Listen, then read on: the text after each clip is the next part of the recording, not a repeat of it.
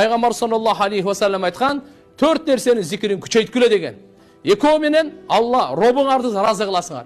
Екеуі менен сіздердің мұқтаждығыңар, сіздердің ең чоң қажетіңер байланған.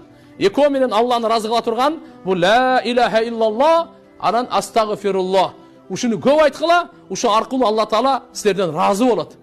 Алла Таала ла илаха иллаллах қанша жол айтсақ, Алла Таала ошончалық разы болады. Астағфируллахны қанша жол айтсақ, ошончалық разы болады. Ал эми екеуі сіздердің қажетіңер, ансыз арғаңар жоқ дегені, бейішті сұрағыла, дозоқтан пана телегілі. Ең чоң қажетіңер мына ушу.